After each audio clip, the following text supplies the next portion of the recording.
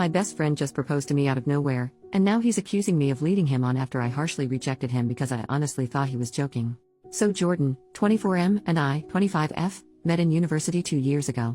We both started at the same time, and because of our ages we were both considered mature students.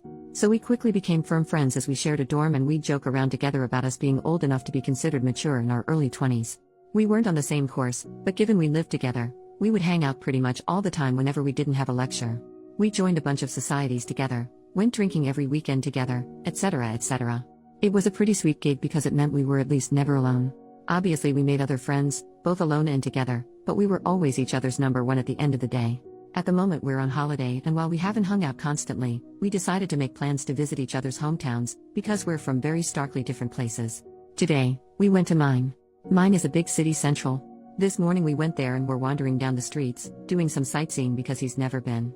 There's typically a lot of street sellers here, trying to sell you everything from hot dogs to fluffy Pokemon hats. I decided I wanted to get a caricature done. I've never had one, and I thought it would be funny to get and hang over my bed when we got back for term. I asked Jordan if he wanted to get in, and he refused. No worries, so I sat down to get it done. They don't take very long, 5 or 10-ish minutes, so I looked straight forward at the artist the entire time. He finished the caricature. I loved it. So obviously I turned to show it properly to Jordan. When I turn though, I literally don't even know what to say. He's down on one knee holding up a ring box. I don't even really know what he said, if he did the whole proposal speech thing, because I was so confused, I was barely paying attention. Remember again, this is a super busy tourist city, so this has drawn a mini crowd now, coming over to cheer us on. I couldn't help but burst into laughter. To be honest, I thought this was some kind of odd prank type thing. We've never been the prankster types or whatever, but I couldn't come up with a reasonable explanation. So I just laughed and laughed and laughed, until I looked at Jordan and he looked genuinely heartbroken. So obviously I asked him something along the lines of, "You are not being serious?" This is the only thing I remember him saying. He shut the box, stood up, shrugged and said, "I guess not anymore," and then walked off. This left me standing pretty awkwardly in this gathered crowd of people, a lot of who were giving me dirty looks, which made me incredibly uncomfortable. The plan was to meet back up at the hotel that we had booked rooms next door to one another. So I figure that's where he's going and head back that way. But he's not there. So I wait, and he still doesn't return. I text him out of concern. This was at 1:15 p.m. It's currently 6:20 p.m. as I'm writing this, just asking if he's okay. He responds with a long message back, which I would post because it's an odd read, but I won't out of respect for his privacy, in which he basically accuses me of leading him on, asking why I didn't break up with him sooner, saying I had publicly humiliated him and that he thought I loved him the same way and that he felt our relationship was strong enough to consider taking the next step. Now this is completely out of left field. I literally have got no clue where in the world he's got this idea from. The closest we've ever physically been is a hug, hello and goodbye. I've never even jokingly flirted with him, for exactly this reason. I've had too many friendships collapse because they can't tell the difference between serious interest and joking banter in friendships, so I've been extra careful to not. We've never kissed, never been on a date, never be intimate. I do not find him physically attractive and I wouldn't want to be in a relationship with him. I don't understand where on earth he's got this idea that we are. This isn't something he's ever brought up before this, and I'm genuinely bewildered. He hasn't returned to the hotel yet. I periodically knock to check, and I've been listening out for him walking up the hallway or anything. Nothing. I haven't responded to his long paragraph because honestly, I don't know how to. I'm just so stunned and taken aback that I genuinely have no idea where to go from here or what to do. I haven't told anyone I know in person yet, mostly because I don't want to bring this up to people who know Jordan. So here I am turning to strangers on Reddit instead. What in the world do I do? Update, the next day. Hey, I'm not dead. I'm back at my parents' house at the moment and I'll be staying here until school picks back up and a bit instead of traveling around. It's nice to be home anyways. Jordan did in fact not come back to the hotel. I stayed up until 1 a.m. before falling asleep and he didn't return. When I woke up the next day, the hotel staff let me know he had checked himself out at about 6 a.m. I did end up responding to his big long text. I took everyone's advice and told him that I was sorry it didn't go as he had expected, but that I wasn't sure where he got the impression we were together.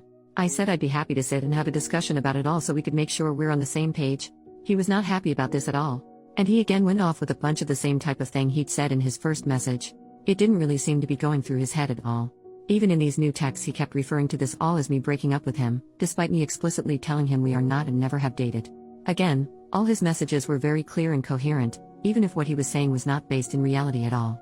He wasn't sending paragraphs, just sentences in really quick succession, which was blowing my phone up. He told me he didn't want to meet up with me to talk because I had ripped out his heart and crushed it in public.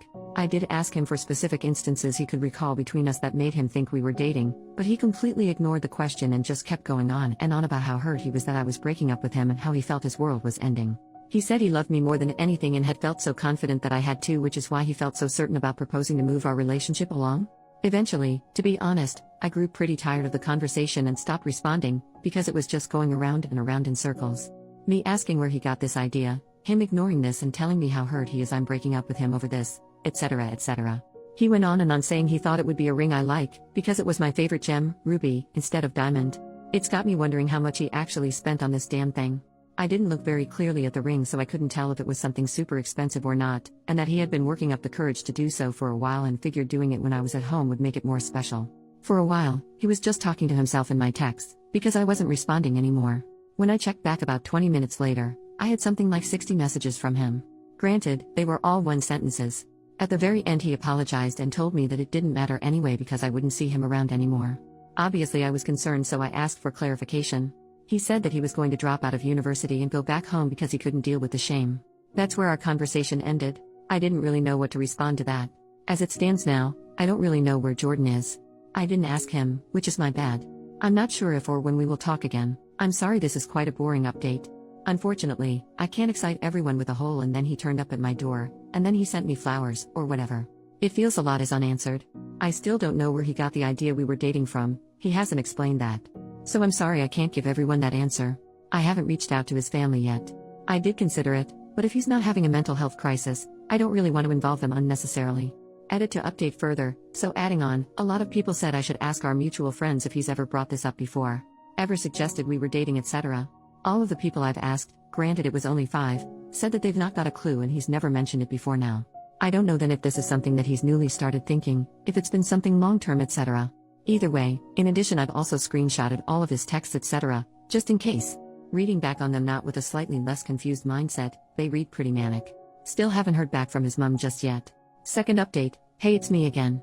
Still doing okay and hoping this will be the last update I need to make, granted I thought the last one would be the last. I did say I wasn't going to make another update unless something significant happened. That's why it's been a week, so I'm sorry for the silence. Following my update post, Jordan's mum did message me back on Facebook that same day. We had a chat for a little while, she's a really nice lady. She agreed though that this was incredibly out of character for Jordan, and in fact, she mentioned a few other things that she had noticed as being off about him in the last few weeks. Nothing crazy, just things here and there she'd never known him to do or say. I spoke with her at length about Jordan's mental health and potential psychosis, and she told me that there is a history of mental illness on his dad's side, including a paternal uncle unaliving himself, but that she doesn't know all that much about it because they've not spoken to one another in quite a long while. Our conversation lasted about an hour. I showed her Jordan's texts and she agreed that they sounded quite manic, regardless of how coherent they were. A lot of people also asked if he had told our mutual friends and acquaintances that we were dating. I did message our mutual friends, our dorm mates, etc., and they all basically said they've got no idea what I'm talking about. So it seems he's just been sort of having these thoughts by himself without expressing them. I don't know how to get in contact with his close friends that we don't share, so I can't really ask them. Anyway, for a few days, that was it. Until yesterday evening anyway, which is where the big and positive depending on how you see it update comes. I got word from Jordan's mum that he had been detained under Section 136 by the police. For anyone not from the UK or who, like me, doesn't know what that is, from what I can tell it basically means he was suffering from an obvious mental health disorder in public, with their behavior concerning enough that they're a danger to themselves or to others, and police think they need immediate and urgent care before he goes and murders a healthcare CEO. Kidding, bad joke by Reddit Rave. What I know from here is pretty minimal. I'm not sure where he was taken to, but his mum said that he would be there for the day while they perform a mental health assessment, so I assume that's what they're doing today. She said that essentially he had been out in the streets yelling about things, she didn't specify what, and intimidating other people on the street. He was throwing things around and generally just causing a lot of issue. Police got called because people thought that he was drunk. They established he wasn't, not sure if that's just from how he was acting, breathalyzer, etc.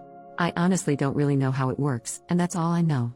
His mum and I again had a chat and we sort of assumed that mental health and psychosis is likely right. The rejection of the proposal probably set him into a spiral of getting worse in the last few days, bringing us to where we are right now. I do feel pretty awful about that. I'm doing my best not to blame myself, but it's hard not to feel like I caused it. Either way, he is currently with police and mental health professionals, etc., likely being assessed. I don't know how the system works, so I'm not sure what will happen beyond this point. If someone with more knowledge wants to chime in, please do. I'm hopeful though that this will mean Jordan will be able to get some help for whatever it is he is currently dealing with. My hope is therefore I won't need to update again, and this can end here. I have yet to speak to the university about the situation just yet.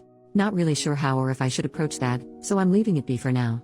This has been a whole lot of emotions, and I really appreciate the help of everyone on my last 2 posts. Again, I won't update again now unless something major happens, but I highly doubt I will learn much more. If he gets diagnosed with anything, I'll see if I can find out what from his mom and I'll add it as a small update to this post, though some form of psychosis is definitely looking most likely. I don't want to bother her while they're struggling with this though, so we will see. Thanks again everyone, and thanks for following along. It's been really reassuring to have this support and people with way more understanding than I have to help me.